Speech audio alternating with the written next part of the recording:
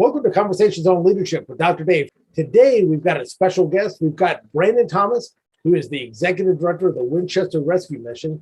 So appreciate you being here, Brandan. And I'm going to start off with getting you to introduce yourself to our listeners and just give us a little bit of your background. Gotcha. Well, first off, Dave, thanks for having me. I appreciate it. From what I can tell, you've had a lot of really incredible folks on this show, and then you got stuck with me today. So I apologize for that, but I appreciate you having me on. So a little bit about my background. I moved to this area back in 2009 from Arkansas. So if I say anything funny in this interview, it's because of my Arkansas roots. So if it doesn't make sense, just Google it and you might figure out what I meant to say from Arkansas. Anyways, so moved here in 2009. My wife and I moved here with a dream and a passion to start a church. So we got to, in 2013, start a church here in Winchester. And really one of the coolest things that we got to be a part of. And we watched God do awesome things in that church. And then through that process, I got connected with the Winchester Rescue Mission. I was asked to be on the board of directors for the rescue mission, served on the board of directors for just a few months when our director at the time quit. And I had just quit my job that I was doing to make ends meet for the church. So I could, do the church. I just quit that job and got asked to be the director here at the rescue mission for the next month. And so here we are 6 years later. So that was a very, very long month where I got to serve as the director. In that time, to be honest, my heartstrings have been pulled, and I absolutely love the work that I get to be involved in here at the rescue mission. So now I went from volunteering my time to now the full-time executive director at the Winchester Rescue Mission. In that time, I've learned a whole lot about homelessness, learned a whole lot about mental illness, learned a whole lot about what it looks like to actually end homelessness for several individuals who have experienced homelessness and are now no longer homeless, but actually living in their own place, working a job that they never thought possible, and have absolutely fallen in love with it. Nice. Very nice. So you basically went from, I had two jobs and I was looking forward to having one job. Correct. Just pastoring the church. And then you probably didn't even have enough time to go home and make a sandwich and prop your feet up before, I'm back to two full-time jobs again. Right. Yeah. I actually went from a full-time job and a part-time job to two full-time jobs, all with the idea of just having one full-time job. But the other thing too is when I first started here at the mission and I started at the church, both were small at the time, and so but both have grown quite significantly since I started doing both. Right. So yeah, definitely a little bit more manageable when it's on a much smaller scale. So right.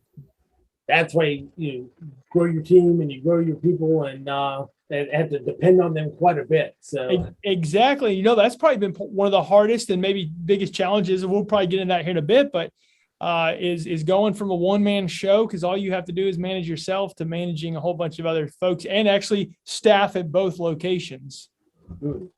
Yeah, it's one thing to have that headache at one place. Right.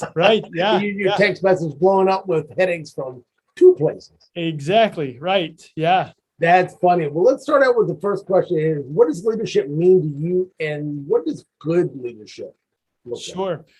So leadership means to me, so I believe this down to my socks, and I think everything falls on leadership. So when we have wins or losses here at the rescue mission, at the church, I believe that, in some way or another, it's a reflection in some ways of what I could have done better, or, how I could have made sure that the staff who works with me could have had better equipment, could have had better tools, better opportunities to do a better job when we have misses. And then when we succeed, it's not because of me, but we succeeded because everybody had what they needed and were able to do what was needed of them, because they had everything they needed to succeed and do their job well. So for me, leadership is, making sure that those that you get the privilege of surrounding yourself with have everything that they need to succeed. And so good leadership looks like your team succeeding because they're well equipped. Nice. It lends into both of your full-time jobs. Right. Yeah. But it sounds a whole lot like, the leader's not the leader, the leader's the servant. The leader's the one actually. I'm not the frontline staff. I'm not the one actually out there doing the ministry. I'm not actually out there the one helping the homeless. I'm helping the people who are actually helping our clients. Right. A big transition for me at the mission was, the early days, I did a lot for the residents. In fact, I could have told you, every resident's name, could have told you every resident's story. Now, there are days where there's residents here at the rescue mission that I don't know their name. And the reason I don't know their name is because I no longer interact with the residents the way that I used to, because our staff is doing that. And my job is to make sure the staff is equipped to make that happen. Nice. And the staff loving on them and you loving on the staff. Exactly right. Yeah. And some days I miss, doing some of the, working with the residents the way that I used to. And the same goes for the church. I used to know the name of everybody who attended. And now there's a lot of folks I don't know. They know who I am, but I don't know who they are because, again, the growth happened and there are other people out serving those positions. Yeah, that's the hard part is you do get to a point that you kind of cap out on, unless you're one of those amazing people that can remember a name forever, right? Right, yeah. And I'm so jealous of those people, right?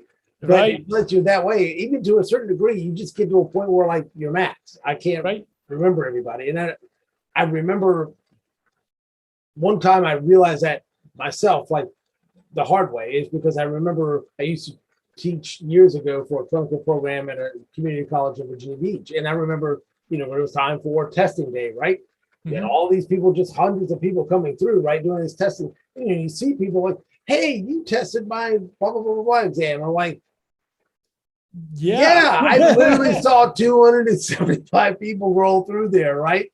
And you're like, I hope you did okay. No, you failed me on so-and-so station. And I'm like, then you must have failed. I don't know what to tell you, right? I'm like, it wasn't personal. I can tell you that. Right. There's a checklist, right?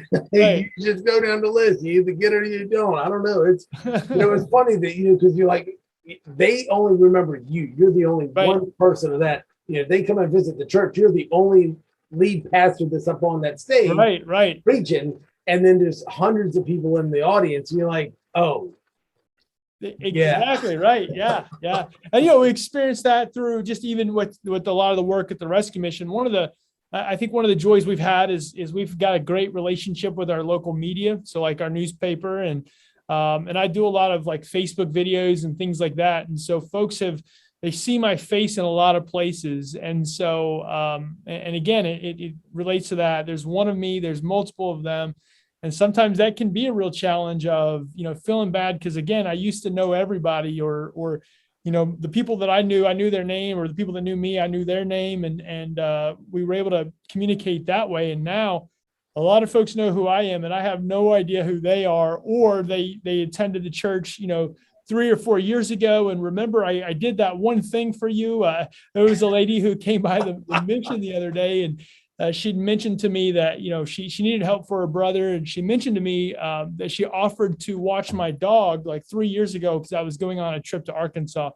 And I'll be honest, I just couldn't remember because that's 3 years. I've slept a few times since then and had a few life changes happen. And, I couldn't remember for the life of me. And I could tell she was kind of offended or, put off that I couldn't remember. And all I could do was apologize that I'm sorry. I don't remember that conversation and I don't remember you, but we're happy to help your brother. Yeah. And that's tough. It really is, because you want, when you make a connection with somebody and they remember it, it's good that you've made that kind of emotional connection with them and they remember that one thing you did or one thing whatever that. But do you remember that one thing, that sermon, like I said, 5 years ago in church? You're like, man, I go to a sermon every week. Yeah, right. Exactly. For years. No, I don't remember. Can you give me like a week number, right? A year and a week number. We might be able to go in the archives, right? Right. But beyond that, No, I really don't. Yeah, but it's cool that you make the connection with folks. And that's, Sure. I guess, one of the things, and I'll kind of ask you a little bit more about it, as you start to notice as the sphere of influence starts to grow and you become more successful, like I said, you take on a whole new role and you start to get further and further away from a lot of that. How's that transition been for you? It's probably been one of the toughest ones because again, I'm a people person. I like being around people, and I feel obligated in some ways to know them and know their story, but knowing that I can't do that for everybody, it's taken some discipline on my part to recognize that there are only certain things that I can do, and having to learn what is the most valuable thing for the organization that I lead. That's the thing that I need to do the most of, rather than trying to do all of the things that I did early on. Yeah, I know a lot of folks whether it's a frontline promotion or one, like I said, they're building a business and they're scaling, when you were used to being the one doing the work, especially if it's a craft type of thing, if it's something that you just love doing that. And you Right. get a lot of enjoyment out of the physical work, of tasks of doing what you're doing, helping somebody, creating something, doing whatever. Like I said, as you get bigger, there's some things that you don't like to do and you're happy to get rid of. And there's some things that you really enjoy doing. And it's almost like you almost have to mourn over it that I'm not doing it. I really would love to be able to get back in and do that. But like I said, that's kind of challenging leadership. You're like, that's not my role anymore. Sure. Right. And it really is that model of, being a pastor. I would come from the Jesus angle of it, where, Jesus had this discipleship model, which is, Jesus kind of operated with this. I'm only going to be here for a little while, so I got to prepare you to take over when I'm gone. And so he had a real mentality of making sure that those that followed him were equipped to do what it was for that 3.5 years of his ministry he was training them to do. And so I really work hard to understand my need to not be the guy who does it all, but to help my leaders under me get it to the point where they can do it without me being around, should I not be around anymore. Again, tough transition, because it's fun to do some of those things. It's fun to be right in the midst of all the chaos. But my job is to help our team know that they can lead and do it without me, and need me around to help them, make those decisions and do it. Yeah, I think the best part of it is when your job is replaced to a certain degree. A lot of people really have, for lack of a better term, ego issues on it. Like, if I train them to do my job, then you're not going to need me. But it's funny. One, it's a lot more satisfying to the people underneath of you when you can train them to do your job, every component of it, right? So whether you're there or not, it frees you up because you're like, the job gets done whether I'm there or not. People fill in. And it's not as applicable specifically in your case, but I know with a lot of leadership positions, I laugh because the ones that are kind of in that ego spot, let's just say they're a director and they are any of their managers to know how to do their job, because they're going to take my job and I'm going to lose it. What happens when that corporate VP spot opens up and they need a director to fill that VP spot that you've been oogling over for ages, and now you have nobody ready on a dime to be able to take your spot? Merry Christmas, Sparky. Guess what? Your VP ambitions just got micromanaged out of here. Exactly right. Yeah.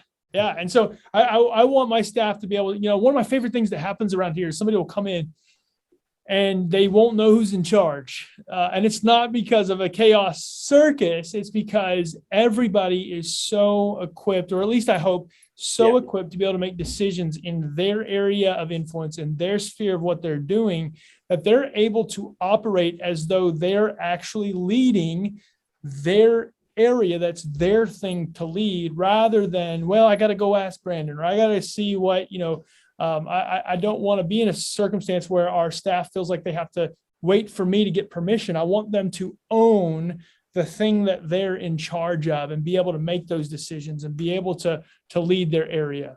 Oh yeah. And it's a lot more, just from the engagement end of it. It's a lot more, you enjoy your job more when you feel like a couple of things. One, I can do what I need to do, right? Right. Point you in the right direction. Okay. Like I said, this is the hill. I need you to take that hill. Depending on the type of person, some people are like, that's all I need, boss. I'm good. Some are like, okay, give me some steps on what you want. And the biggest thing is being there for what they need you for. Right. If they need you, great. It's like, I'm here to break down barriers, open up the aisles for you, trying to get things out of the way, equip you with what you need. And beyond that, you tell me what you need, right? Right. Yep. Stay out of the way. Or if you need a little bit more steps and guidance, then, depending on the behavioral style, then that's a, I'm here to help you. Then once you get going, now it's your baby. Have at it. Right. And that's the importance of knowing your team, as you've taught our team to know what we're good at and to know where our team needs that help in that direction based on how they are wired. Nice. Well, we're going to go ahead and take our first break here. So we will be back with Conversations on Leadership with Dr. Dave. See you after the break.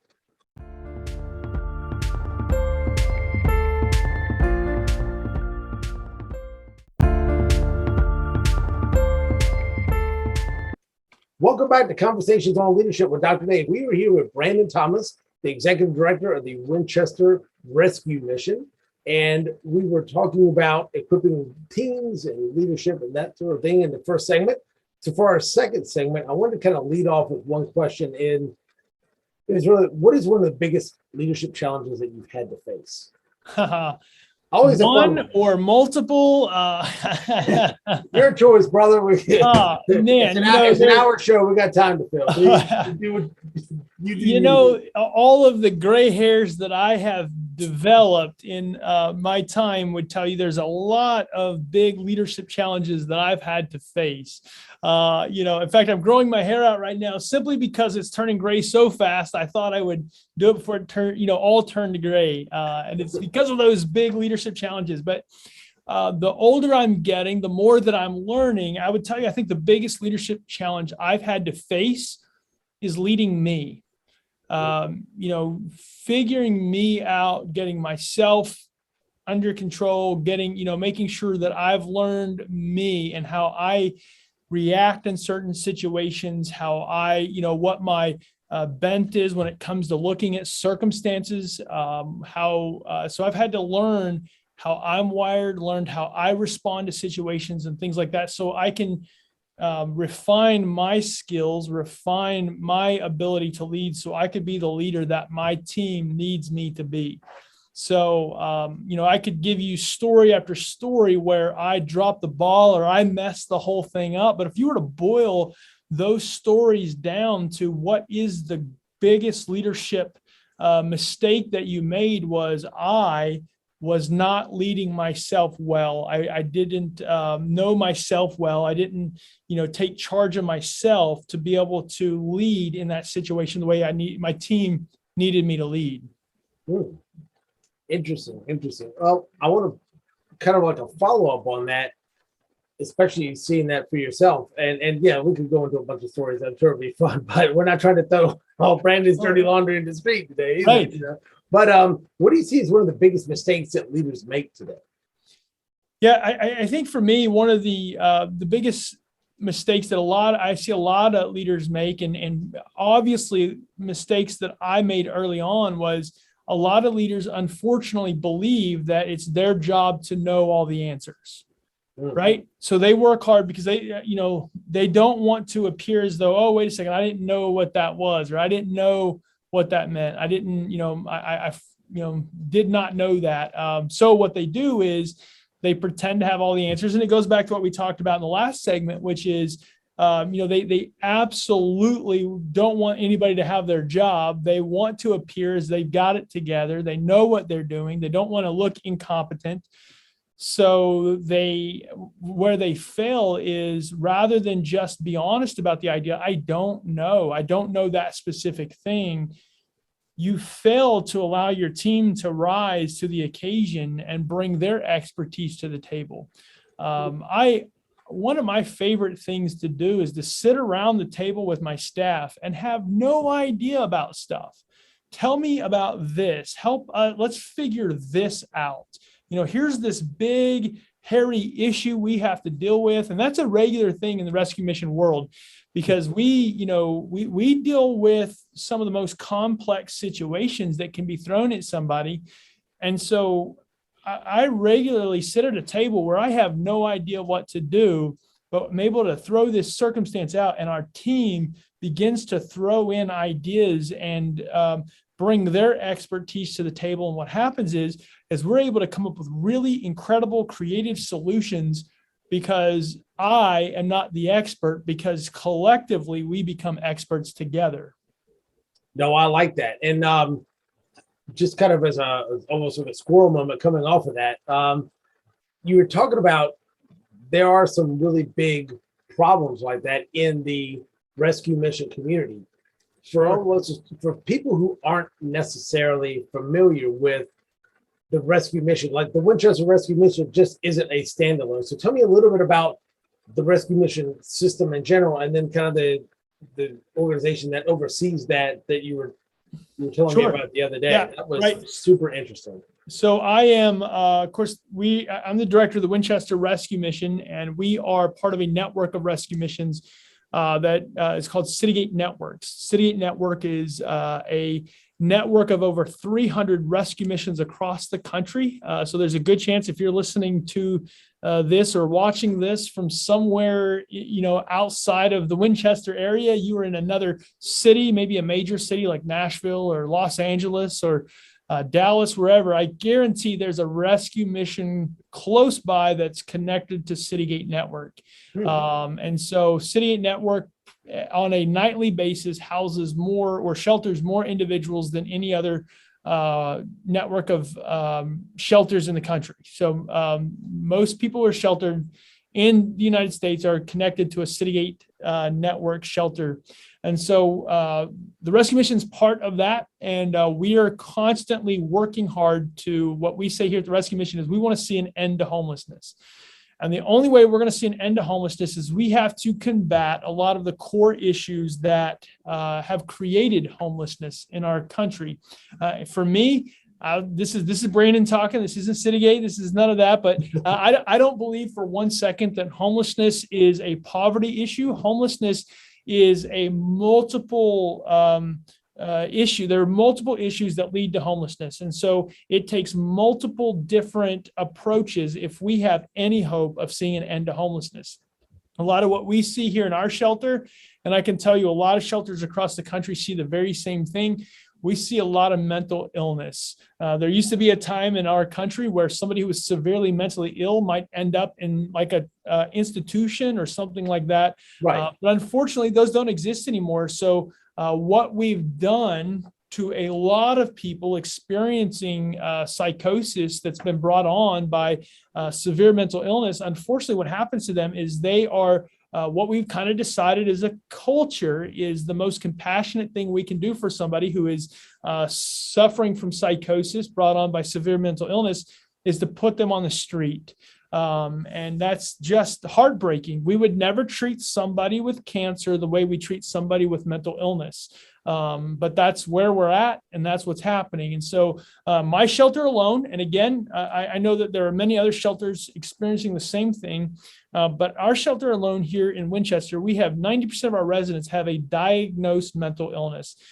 Just 3 years ago, we had 40% of our residents had a diagnosed mental illness, and maybe another 10 to 20% who were not diagnosed, but we were working to get them a diagnosis. So if 90% of my residents now have a diagnosed mental illness, we can almost bet with certainty that the other 10%, we just haven't had a diagnosis yet. And we're working closely to figure that out. And then there, comes into the sphere of needing medications and treatment and services and all of that. So this path forward for seeing an end to homelessness for each individual really is a complex situation that takes a team of leaders around the table to figure out what it is we're going to do to solve each one of these issues. Well, and I bet every rescue mission is dealing with a lot of the same situations with either substance abuse or severe mental illness. But are there any of them that are in the network that you've seen or heard from that are dealing with something probably completely unique that doesn't necessarily involve substance abuse or severe mental illness? Or are those two so big that that's almost all encompassing throughout the whole CityGate network? Yeah, I mean, I would probably say the latter is probably the case, that this is such a huge issue in our country that unfortunately, all the missions that I'm aware of are dealing with the same thing. depending on your location, kind of depends on what the severity level is. So for us, it might be 90%, but you might go to, Kansas City and it might only be, 70%. But we're all across the board, from what I see, from what I've talked and communicated with these guys and gals who are leading these shelters, we're seeing that all throughout. And the other issue that we see that might be a bigger issue in some locations, but plays into it as well, is we're seeing the cost of housing is so expensive that for a lot of individuals, it's impossible. Even some of my folks who have mental illness are working full time, making really good money, but it's not enough to make ends meet. And so, they're making money and they're taking meds, but we can't find an apartment for them that's built within a livable wage. $1,200-$1,300 a month for a small nothing apartment is almost impossible for a lot of our residents. And again, that's something you're seeing nationwide.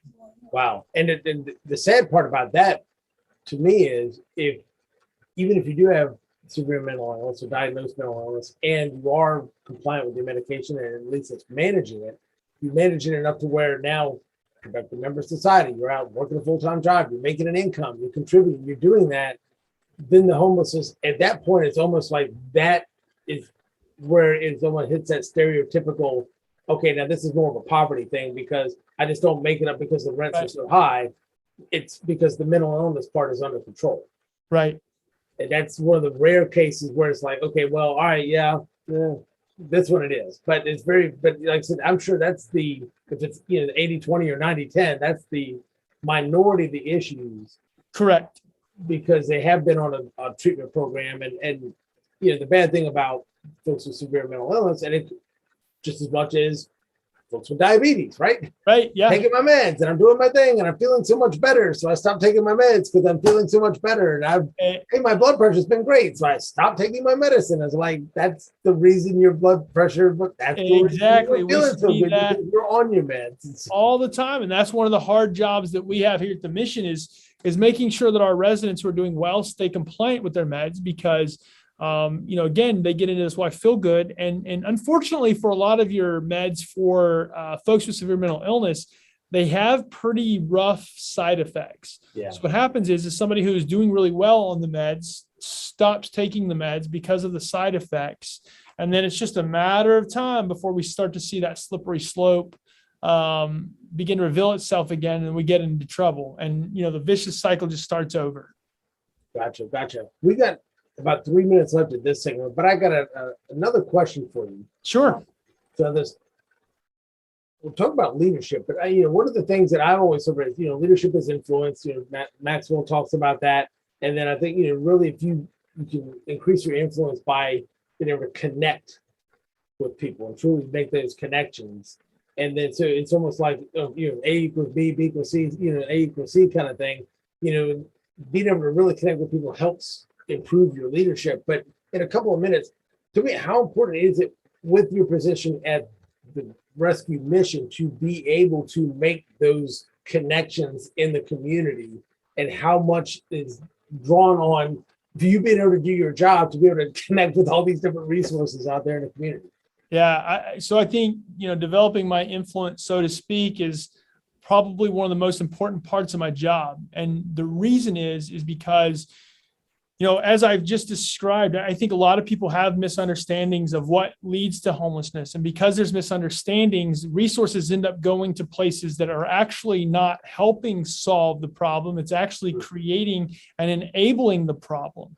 And so a great deal of my job or need is to develop those relationships so we can tell the stories, so we can teach and help people understand what's caused the homelessness and what are the best tools to combat the homelessness in order for us to actually truly see an end to it. So for me, I think one of the most important parts of my job is developing that influence. And it's, again, the best way for me to do that is learn myself, develop and sharpen my skills on how to work and be around people and communicate with people, so I can share with them really what the need is and how we can best solve it.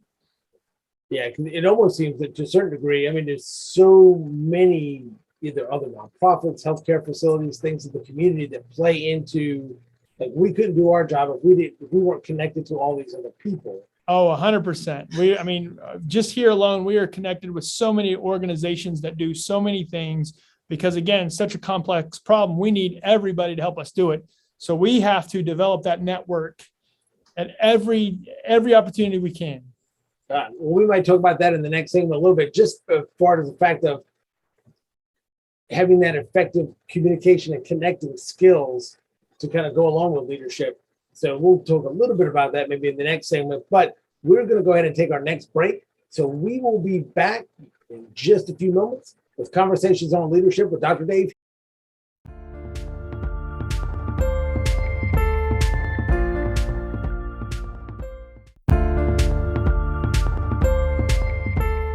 All right, welcome back to Conversations on Leadership with Dr. Dave. We are here for our final segment with Brandan Thomas, Executive Director of the Winchester Rescue Mission. And we were talking kind of all things rescue mission here a little bit ago, but it ended up into the discussion of to be an effective leader, especially to do the job that you have to do, being an effective communicator, being able to not just communicate as I can give a speech or I can give a presentation or something like that, but really be able to connect with people one-on-one, to engage them, to be able to, because it's such a big sphere of influence that you have to be able to do what you do, be successful. Right. Yeah. So you go ahead. No, I was going to say, continue on that because you kind of on a roll, and I know we had to take a break. Yeah, sure. So again, I one of the things I learned when I took over this job, as I told you, I kind of fell into it, but began to learn right out of the gate that it goes back to that philosophy that we talked about earlier in the show, which is I don't need to be the expert. That's not my job. My job is to find who the experts are in the certain fields. Again, brought up mental illness. Well, one of the things that's most important for us and most shelters across the country is to have a really good relationship with their local CSB or community service board. Every community has a CSB. Well, rather than me becoming the expert in mental illness, my job needs to be to discover who are the experts in our community that deal with mental illness and, develop that relationship, bring them into what we're doing and help them, because again, they are trying to work with their clients, oftentimes trying to find them housing and things like that. And then you have our shelter trying to help our residents, become healthy, but we're not doctors or nurses that work within the mental health sphere. So a big part of our job is creating those networks, developing those relationships, and bringing those folks in to help us do that. So creating a sphere of influence, communicating clearly what our needs are, figuring out what our needs are, clearly communicating them with organizations outside of our organization, as well as within our organization, has been the absolute must if we have any hope of seeing an end to homelessness in our community or any community like our community. We have to develop those things, period. Yeah. It sounds like, because I mean, it's too big of a problem for any one organization or any one leader to deal with. But I laugh because I was like, so what you're telling me is you're not going to go back to school to be a clinical psychologist. Exactly. You're running the rescue mission, right? Exactly right. Yeah. Okay. Yes. That's what I thought. I was like, yeah, that would be what a job description. All right, you got this job, this. And oh yeah, by the way, you got 3 years or 5 years to go back and go be a clinical psychologist. I was like, no. I can't say I haven't thought about it a little bit, because there's such a need for folks in that mental health healthcare system, but we can only do so much. Oh, absolutely. But it's funny, you kind of went from, leadership and communication skills and being able to connect, but also talk about, you mentioned one thing, you said relationship building. I thought that was really good, that you don't just, I can connect with people, but you have to continually foster and build those relationships and maintain them to keep being able to do what you do. Absolutely. I mean, I would say relationship is the key. So relationship, for us, one of the most important things is to develop a relationship with our residents. You got to remember that somebody who's homeless, a lot of life has happened to them, trauma, mental illness, all those things. And so, when they come into the shelter, one of the first things that I see as our job is to earn that relationship with them, to develop a relationship with them. Oftentimes, we talk about this a lot within our staff. Oftentimes when somebody comes into the shelter for the first time and we interview them and we start talking about what led to their homelessness, we can almost be certain that 90%, 85, 90% of what they tell us is a lie. When was the last time you used a substance that you shouldn't be using? It was maybe 6 months ago, which means about 6 hours ago. But, rather than being offended by that, we have to remember that a survival technique they've used for maybe all of their life has been to lie, right? Because, their fear is, well, if I tell them the truth, they won't let me stay. And all I need is a safe place to sleep tonight. Right. So we've learned that in order to develop a relationship with our residents is we can't get offended when they're, not completely truthful with us, because the most important thing we can do if we're going to help them is build a relationship with them and trust, especially with somebody who's ended up homeless, who's walked through the trauma they've walked through, because just being homeless is traumatic enough, let alone probably all the trauma that led to them being homeless. We have to build a relationship to actually get them the help they need. Then on the other side, when we're working with another organization, oftentimes there's a stigma that comes around a homeless shelter. Right. And so, calling up an organization that rents to somebody who's coming out of a homeless shelter, oftentimes, that phone call is met with a hang up. Sorry, we can't, right? But if we can build a relationship with that organization and we can help them see what we're doing and see how our residents have worked through this program and are now on the other side, that relationship then in turn ends up benefiting our resident that we have a relationship with. So we're able to look at them and go, hey, I was able to talk to the person who owns this house and they're going to rent to you. And the person that owns the house wouldn't have rented to them before, but now because of the relationship that we have and the relationship that I have with the resident, we're able to have this successful, move out that we might not have had before, because that relationship on both ends is so important. Nice. How do you think that translates into dealing with your staff and your employees? You talk about communicating, connecting, and relationship building. I mean, take that from outside to inside. Talk to them. I feel like one of my, again, one of the things I failed to mention earlier on in the conversation, that I think one of the biggest qualities for a leader's got to be a person who goes first. And when I say a leader goes first, it's not like they go first in line to get the best of the stuff, but when it comes to the tough stuff, the leader has to go first. The leader's got to be the one who's willing to lead the way, to show the direction we're going. And so one of the things that I feel like is my job in leading that way is getting to know my staff, getting to really know what's happening in their lives, to understand that the folks who work for me, and I even hate using the term work for me because I feel like we're just a team, we all work together, right? But I feel an obligation to make sure that the folks who work for me, I understand that they're a whole person. They're not just somebody who does this job I need them to do, but their moms, their dads, their husbands, their wives, their sons, their daughters, their volunteers in other organizations, their church attenders, their club members, all of those things that make that person up. And so a big thing that I value in our organization is making sure that we all see each other as the whole people. And, if I feel like if I can support my staff to be whole people, then in turn, they're able to do that with the residents that we have the privilege of serving on a regular basis. Nice. Yeah, it definitely translates down. No, that's a great way to look at it. And, like I said, I was funny listening to you talk about, and not in your organization, but just in corporate in general. You were talking about, okay, we got to learn to kind of stomach, okay, the people come in, they're probably not going to tell us the truth, because if they tell us the truth, then there's a lot of government programs, and I get it, right? If you've ever taken this, you've ever done this, whatever, you're just not eligible. It's fine. It's just it is or it isn't, right? So of course, like I said, it's helping survive. But think about how many employees have probably been in that same spot, moving up an organization or trying to stay in a corporation. Like, if I tell the truth, right, then and not in a bit like you might want to tell the guy if you embezzle like 250,000, right? Because they're going to catch you, right? I'm not talking about that type of stuff, but just in general, you feel like you can't be open and honest and be yourself because like if I say something, then I'm going to get smacked down. So I just kind of keep my head down and I can't.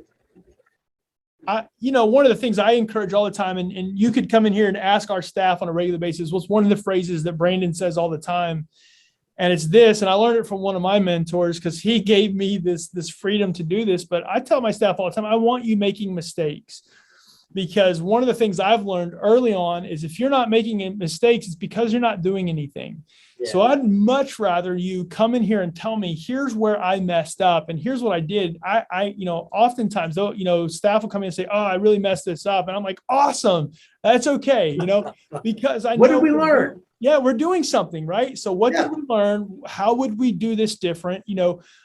Early on, in my journey here at the rescue mission, I made mistakes in kicking people out, right? I too soon I kicked them out, or I got onto them for things and burned that relationship with them because I had ideas or thoughts that I thought this thing should go. And early on, man, I would lose sleep at night. I would beat myself up because, oh man, I put this person out on the street. But since then, I've learned they were somewhere before they got here. And if I had to kick them out, they're survivors. They'll find a place to go. However, I have to ask myself, what can I learn in that moment? What was a better thing I could have done? And maybe the best thing was I needed to kick them out. Or maybe I need to, not have a certain bias about something, or maybe ask better questions next time, whatever. So I've learned for me and even for my staff to not beat them up when they've made a mistake or beat myself up when I've made a mistake, but just step back and go, what can we learn from this situation to apply next time? Because the beauty is, maybe not the beauty in our case, there's going to be a next time. There's going to be more people that come into our organization that have need. And if I did a bad job serving somebody else, not that I'm okay with that, and not that I'm like, oh, no big deal, but if I learn from that, then the next person that gets put in front of me, I have an opportunity to serve them well based on what I learned last time. You do even better because okay, we won't make that mistake again because now that's when you grow and learn. And I laughed because when you were talking about that, I was just thinking a lot of like, how many times do we make mistakes and, like I said, beat ourselves up? But on the other end of it, how many people in an organization, it's hard to be innovative when you don't put yourself out there, like your mentor said, and you encourage your team to make mistakes. Exactly. If you don't give them that room, you're never going to be innovative. You're never going to solve problems. And you want to talk about from an employee engagement standpoint, how much better is it to come in to do your job and you're like, boss has my back, right? If I screw it up, I'm not trying to screw it up, but if something happens, right, he's got my back, we'll learn from it, we'll grow and learn and develop, versus I'm going to get smacked down if I screw this up. So I'm not going to try anything. And that's where I think this stagnates in a stank pond of bureaucracy, and nothing really gets accomplished, but just that increasing employee engagement, that to be able to really connect with them and they enjoy what they're doing. Some of those things I think a lot of leaders can learn from that's a big help to let them go and let them do and let them learn, as long as it's not something that's going to cripple or bankrupt the organization. Right. Yeah, that might be a little bit of a stronger worded letter on that one, but I wanted to ask you too, real quick, what do you think is the best way for leaders to improve their leadership skills? And then my last question is I want to tell us a little bit about some of the ride you got going on, how they can connect with you, some things you got going on. Got about 4 minutes. Cool. All right. So I can say all that really fast. I think one of the best ways for leaders to improve their leadership skills is something that I know it's probably cliche. You've probably said it on this radio show multiple times because it's just that important, but it's leaders are learners. Leaders should be lifelong learners, consistently, constantly learning about yourself. I've been on the journey the past year and a half. My mom passed away last year, and that opened up a whole bunch of stuff for me, both good and bad. But realized that there were mistakes in my leadership. There were some things that I was doing because of some of my childhood trauma that I hadn't dealt with. And There were just a bunch of mistakes I had made just because of things that I hadn't dealt with in a healthy way. Yet I run an organization telling people to deal with their childhood trauma and the things that they're, and so I had to go on this journey for myself of getting healthy, of getting well, of, I met with a counselor for a period of time. I've done a lot of things to get healthy myself. Leaders are learners, and it's so important for us to learn ourselves. And then it's important for us to learn how to better lead our team. We should learn who our team is. We should learn what makes the individuals on our team tick. We should know what they're good at and what they're not good at. So if we have to put them in a seat that they're not good at, it's a temporary seat. We're a growing organization. So sometimes I have to look at staff members and go, hey guys, I need you to do that. I know you're not good at it, but for the next 6 months, I need you to be good at it. Yeah. And then we'll find somebody else to be good at it. And then we'll plug you in somewhere else. But it's important that we learn. It's important we learn what what it is that we're serving in the community, as well as our team and each other and ourselves. And then how can people connect with me? Well, you got some things coming up. So tell me how to connect with you. Tell me what you're fundraising for, your ride coming up, all that good stuff. We've got a couple minutes. Yeah. So our organization is growing and expanding. We are in the process of building a new facility, or renovating a new facility that we just purchased, that will allow us to serve more people, because again, the need is growing so much. So we just got a new property. People can learn more about that by going to winrescue.org. And then the other thing is I do a motorcycle ride every year. And 2 years ago, well, I say every year, it's our third year this year. 2 years ago, we went to LA, from nice. Winchester to LA. And this year, we're going to be going from Winchester to Seattle. Last year, we just did a loop through Appalachia. Our goal with the ride is to raise awareness of what leads to and causes homelessness. And then we go to different rescue missions all across the country, and we learn what it is they're doing to tackle homelessness. And what that does is allow us as an organization to learn how to better tackle it here, as well as even just being an encouragement to those experiencing homelessness, as well as those serving those experiencing homelessness. And you can check out more information about the rescue ride that we're doing this year at rescue-ride.org. Cool. Because I know you guys are, last thing is you're going to be doing some filming, and hopefully to make that into something that people could see, correct? Absolutely. So our goal is we're in the process. We'll have a documentary film crew. We did 2 years ago when we went to LA, and this year our hope is to do the same thing and have a crew. And our goal is to actually make a documentary or a docu-series that you'll find on Hulu, Netflix, HBO, something like that. So that's our goal, and hopefully that's shaping up to happen. Nice. Well, that is fantastic. Well, I said, the website's again, rescue-ride.org. Yep, rescue-ride.org. Yep. And then Win Rescue Mission? Winrescue.org. Winrescue.org. Winrescue.org. Outstanding. Well, thank you, Brandon, and really appreciate you being here today. And hopefully people can connect with you and, like I said, learn more about the rescue ride that you're going to be doing. For all of our listeners, if you want some of the resources we have for the show, if you text COL for Conversations on Leadership to 540-900-0450. I have a lot of listener resources and things that are available. And I want to thank you again, Brandon, for being here. And we will see you all next time on Conversations on Leadership with Dr. Dave. Take care.